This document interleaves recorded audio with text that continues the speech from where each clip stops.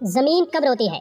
آپ صلی اللہ علیہ وسلم نے فرمایا کہ ایک ایسا گناہ ہے جس سے 80 سال کی نیکیاں ضائع اور برباد ہو جاتی ہیں اور اس کے لیے دوزخ میں ایک کنواں تیار کیا جاتا ہے۔ مکمل تفصیلات جاننے کے لیے ویڈیو کو آخر تک ضرور دیکھیے گا۔ زمین کب روتی ہے؟ اللہ پاک نے زمین و آسمان میں بشمول جنات و انسان کے جو کچھ بھی پیدا کیا ہے، ہر چیز کو قوت سماعت اور قوت گویائی عطا فرمائی ہے۔ ہر چیز اپنی اپنی زبان میں اللہ کے ذکر میں مصروف ہے۔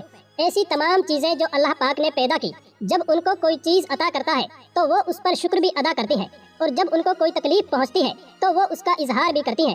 لیکن یہ اور بات ہے کہ اللہ نے ایسی آوازوں کو جن و انسان سے پوشیدہ رکھا ہے۔ دھرتی یعنی زمین کو ہی لے لیجئے، زمین بولتی بھی ہے، سنتی بھی ہے، خوشی غمی کو محسوس بھی کرتی ہے اور اس کا اظہار بھی کرتی ہے۔ نبی کریم صلی اللہ علیہ وسلم نے فرمایا، 2 موقع ایسے ہیں کہ جن پر زمین روتی ہے۔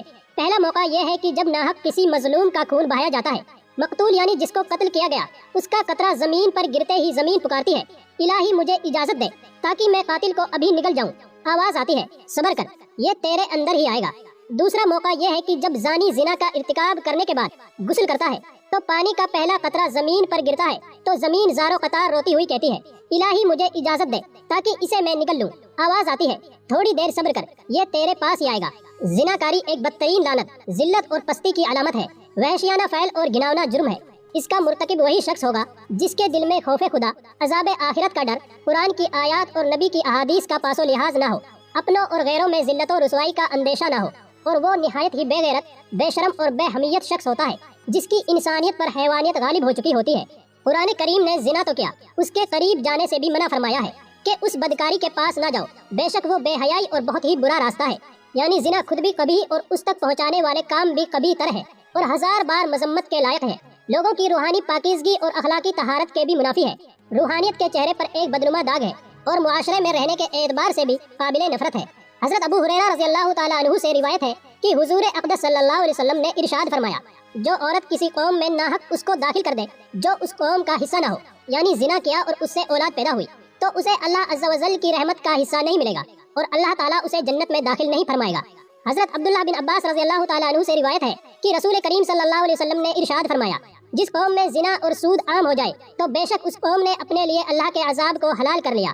حضرت عمر بن عاص رضی اللہ تعالیٰ عنہ سے روایت ہے کہ نبی کریم صلی اللہ علیہ وسلم نے ارشاد فرمایا، جس قوم میں زنا عام ہوگا وہ قحط میں گرفتار ہوگی، اور جس قوم میں رشوت کا چلن ہوگا وہ رعب میں گرفتار ہوگی۔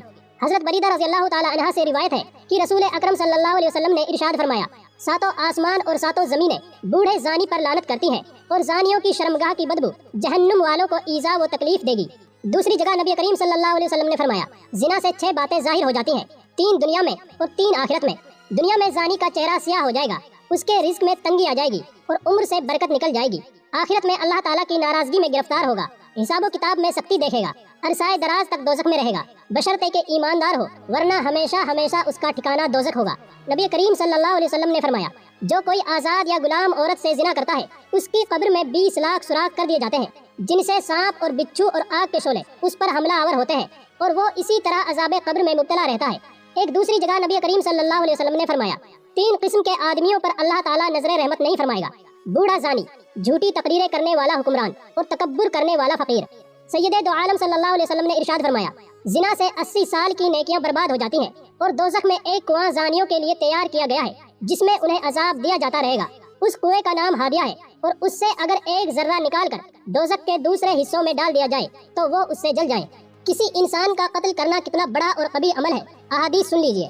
حضرت ابو سعید خدری اور حضرت ابو ہریرہ رضی اللہ تعالیٰ عنہما سے روایت ہے کہ حضور نبی کریم صلی اللہ علیہ وسلم نے ایک مومن کے قاتل کی سزا جہنم بیان کرتے ہوئے ارشاد فرمایا، اگر تمام آسمان و زمین والے کسی ایک مومن کے قتل میں شریک ہو جائیں تب بھی یقیناً اللہ تعالیٰ ان سب کو جہنم میں جھونک دے گا۔ قتل و غارت گری، خون خرابہ، فتنہ و فساد اور ناحق خون بہانا اتنا بڑا جرم ہے کہ قیامت کے دن اللہ تعالیٰ ایسے مجرموں کو سب سے پہلے بے نقاب کر کے کیفر کردار تک پہنچائے گا۔ حضرت عبداللہ بن مسعود رضی اللہ تعالیٰ عنہ بیان کرتے ہیں کہ حضور نبی اکرم صلی اللہ علیہ وسلم نے خون ریزی کی شدت بیان کرتے ہوئے ارشاد فرمایا، قیامت کے دن سب سے پہلے خون ریزیت کا فیصلہ سنایا جائے گا۔ حضرت عبداللہ بن عمر رضی اللہ تعالیٰ عنہ سے روایت ہے کہ نبی کریم صلی اللہ علیہ وسلم نے باہمی خون خرابہ اور لڑائی جھگڑے کے تباہ کن نتیجوں سے خبردار کرتے ہوئے فرمایا کہ قتل و غارت گری اتنا بڑا جرم ہے کہ اگر کوئی فرد یا طبقہ اس میں ایک مرتبہ ملوث ہو جائے تو پھر اسے اس سے نکلنے کا راستہ نہیں ملے گا۔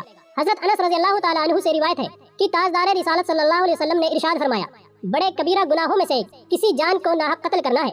किसी मुसलमान को नाहक कत्ल करने वाला क़यामत के दिन बड़े खसारे का शिकार होगा। हजरत अबू बकर सिद्दीक रज़ी अल्लाह ताला अन्हु से रिवायत है कि नबी करीम सल्लल्लाहु अलैहि वसल्लम ने इरशाद फरमाया, अगर ज़मीन और आसमान वाले किसी मुसलमान के कत्ल पर जमा हो जाएं तो अल्लाह ताला सबको औंधे मुंह जहन्नुम में डाल देगा। अल्लाह पाक हम सबको आमाले स्वालिहा करने की तौफीक अता फरमाए, आमीन। वीडियो पसंद आई हो तो लाइक करें, शेयर करें और मजीद ऐसी ही वीडियोस देखने के लिए चैनल को सब्सक्राइब करना ना भूलें। शुक्रिया।